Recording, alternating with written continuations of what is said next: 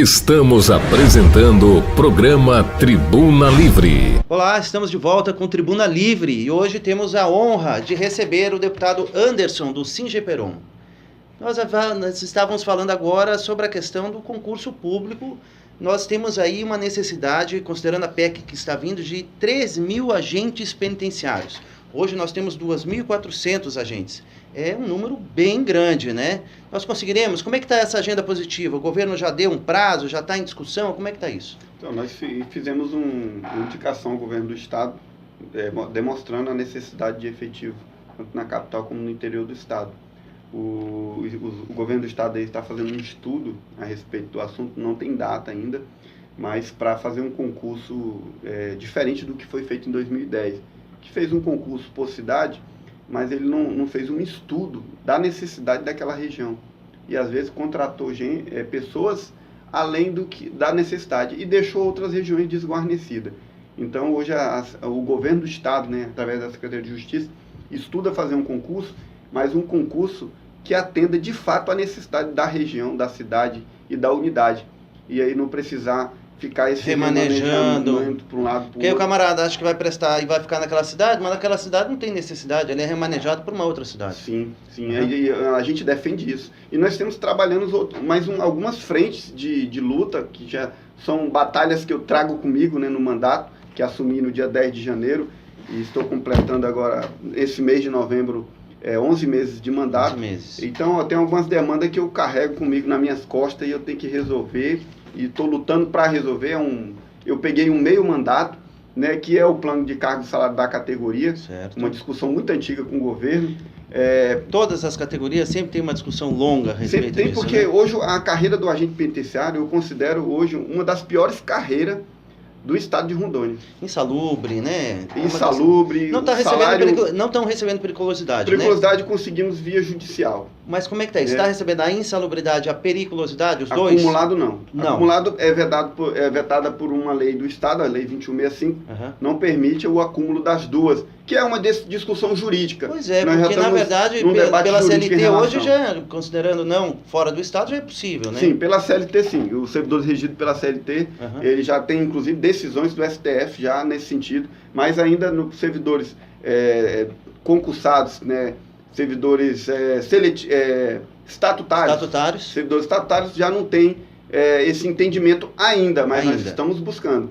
E nós estamos trabalhando, nós temos a questão da escala de serviço também nossa, né, que hoje não está havendo uma flexibilidade para os servidores, mas nós estamos discutindo isso com o governador Confuso, também com o Maurão de Carvalho, que comprou essa briga junto com a gente, presidente da Assembleia, e nós estamos tentando buscar uma valorização, porque o que eu defendo na minha visão sindical e de servidor público que sou, é que eu não tenho como humanizar um sistema prisional ou qualquer outra carreira do serviço público sem antes eu não valorizar e não dar reconhecimento para esses servidores.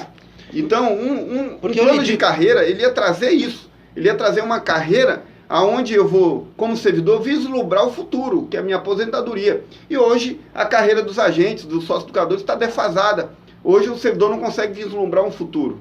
Na verdade, a situação do servidor público, eu estive na OAB, nós estamos organizando uma reunião onde a gente quer juntar as comissões, assuntos penitenciários da OAB, direitos humanos, defesa de prerrogativas, queremos juntar o SESDEC, Sejus, o Paulo Andreoli vai estar nessa reunião, e na verdade o que a gente discute? Exatamente essas condições. Lá na OAB eu tive contato com um procedimento que foi aberto lá, servidores, não se sabe de qual presídio, fizeram uma lista, aproximadamente uns 25 servidores, reclamando das condições de danos psicológicos, mandando isso para as promotorias, a 5ª e a 20ª, para a Comissão de Direitos Humanos da OAB.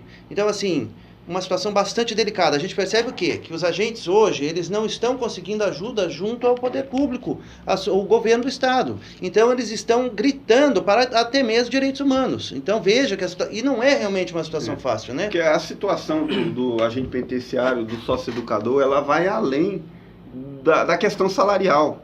Porque hoje o agente penitenciário não tem o Estado não oferece para ele um centro de atendimento psicológico, que deveria oferecer para o policial militar, para o policial civil, que são carreiras que trabalham com alto nível de estresse muito grande. Pressão o tempo todo. Isso vai acarretar prejuízos para o futuro, na sua aposentadoria, na sua velhice. Nós já temos exemplos de servidores que já adquiriram várias síndromes. Né? E isso tem que ser uma preocupação do governo do Estado, do Executivo, no sentido de resolver essa questão. Né? A gente já tem debatido... Tem agente ali, cargo de confiança? Ou é só concursado? Não, tem agente sim. Hoje, os agentes penitenciários hoje são, a maioria, 100% a diretores de presídio, que são cargos de confiança, mas são servidores de carreira, que hoje administram. É muito normal, você vê ele como diretor e daqui a pouco ele volta, e como se diz no jargão, bater cadeado, né? Então ele é diretor uma época e depois ele volta e vai ser agente normalmente. Você como diretor lá, você conseguiu fazer amizade com os presos, os agentes, com certeza. É verdade, como você era visto lá? Você parece parecia muito duro, tu era como diretor ou não? Não, eu sempre, o que os presos me chamavam era de diretor justo. Né? Eu nunca pratiquei injustiça. A pior coisa que tem na segurança pública, no meu ponto de vista, é você ser injusto com o ser humano. Independente dele ser um servidor, independente dele estar preso cumprindo a pena dele, do crime que ele praticou. Então eu, como diretor do Subranco, diretor lá em Vilhena, no interior que eu fui, aqui no NPeiro, fui chefe de equipe no NPeiro, eu sempre tratei o preso do jeito que ele merece ser tratado. Né? Desde que não significa que não seja de forma dura também, né? Não. Já eu fui um dos diretores lá no NPeiro como chefe de segurança, que um dos que mais aprendia droga dentro do presídio. E levava o preso para a central, ele estava ferrado, porque não tinha jeito, pegava com ele, pegava dinheiro, configurava o tráfico de droga dentro do presídio, é um agravante, e ele não ficava com raiva de mim. Eu sei como isso como advogado, às vezes eu dou milhões de prejuízo, o cara baixa minhas costas e fala, doutor, o senhor é legal. Então, o ser humano, quando ele está errado, ele sabe que você está fazendo o seu trabalho. Agora, quando você... Profissional, é isso aí, tem que ser quando profissional. você vai além do que é a profissão, quando você parte para tortura, você parte para armar, colocar droga você está agindo com injustiça. E isso você vai trazer prejuízos grandes para a sua carreira. Então, eu sempre trabalhei dessa forma. Eu não tenho ameaça, tive, porque todo servidor tem sistema prisional, isso é natural. O servidor do sistema prisional que falar que nunca teve uma ameaça, eu digo que ele nunca trabalhou lá dentro, né? Porque até o bonzinho já recebeu ameaça, não tem jeito, e não existe o bonzinho e o ruim pro preso.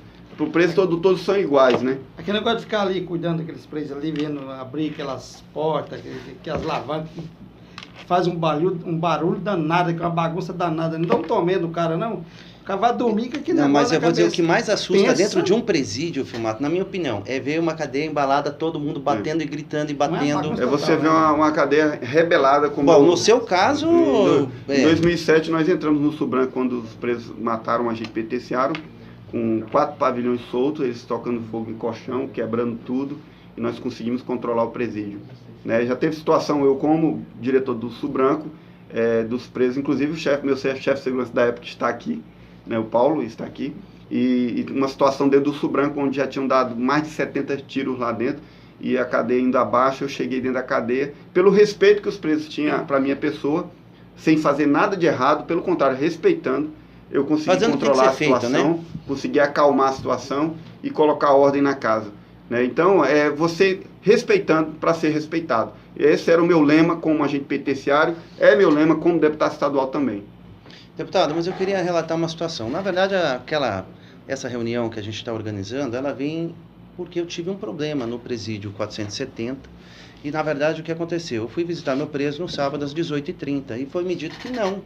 Não, mas eu vou conversar. Não, o senhor não vai. Se fosse um alvará, nós tiraríamos. Aí eu disse, não, mas se você tem condições para tirar um alvará para um oficial de justiça, você tem condições perfeitas de me tirar.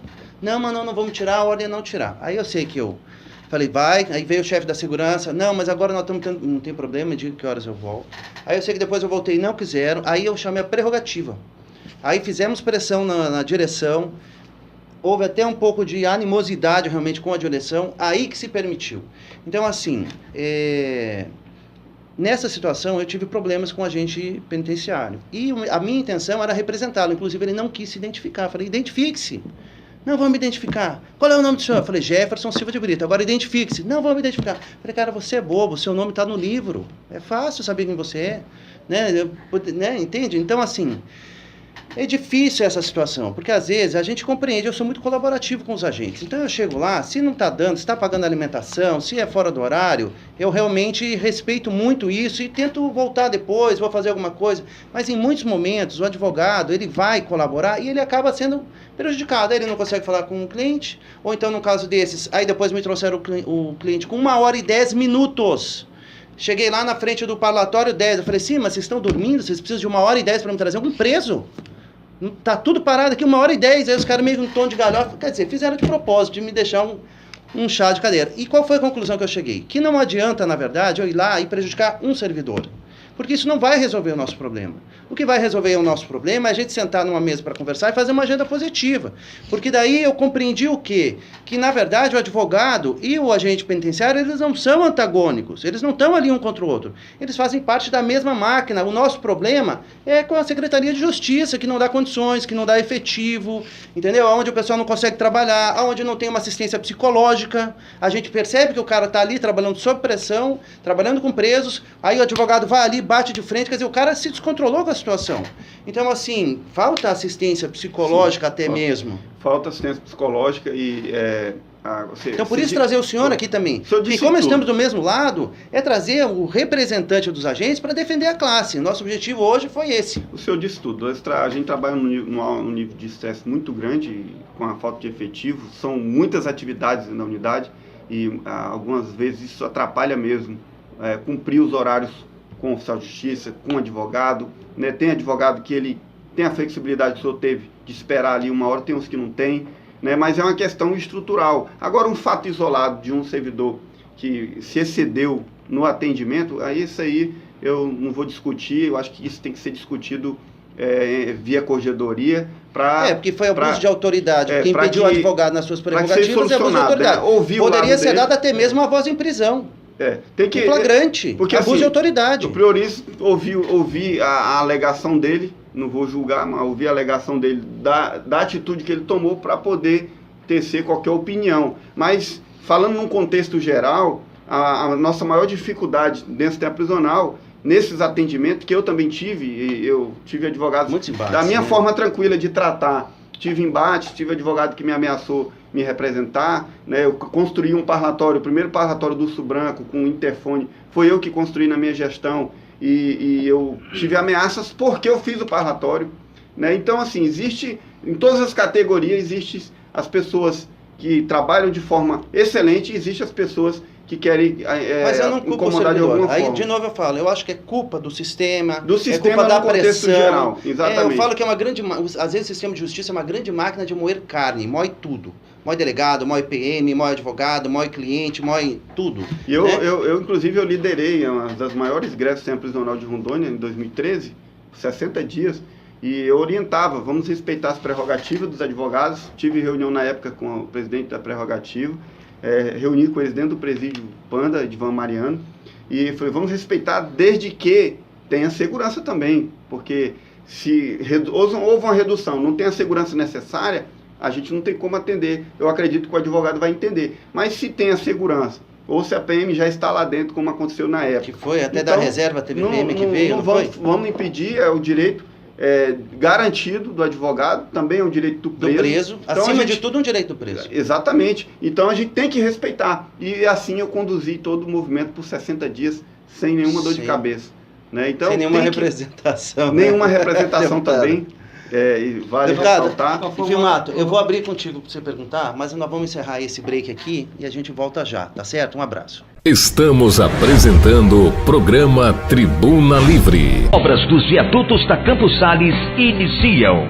Quem está aqui falando é Maurício Quintela, ministro dos Transportes. Eu tenho a satisfação de estar aqui ao lado do deputado federal Lindomar Garçom. É um deputado diligente, preparado e que tem nos ajudado bastante. Eu quero principalmente te agradecer, viu, Lindomar, por ter viabilizado esses 9 milhões de reais para a continuidade e conclusão da obra, né, do viaduto de Campos Sales. Deputado federal Lindomar Garçom. Olá, só na AMP você faz o seu orçamento sem compromisso, com móveis planejados de altíssima qualidade. Decore sua casa com especialistas de qualidade e confiança. Ligue para os números 99287 3886 e 8154-7827. O Rondônia ao Vivo traz para você informações policiais, da política e da comunidade. Notícias do interior e de todos os estados da região norte. No Rondônia ao Vivo você encontra o melhor classificado, vagas de emprego, cadastro de currículo e publicações legais. Cobertura fotográfica de festas e web TV, com as melhores entrevistas e transmissões ao vivo. Também no Facebook e nos grupos de notícias do WhatsApp. Com 12 anos de tradição, informação com credibilidade é no Rondônia ao Vivo.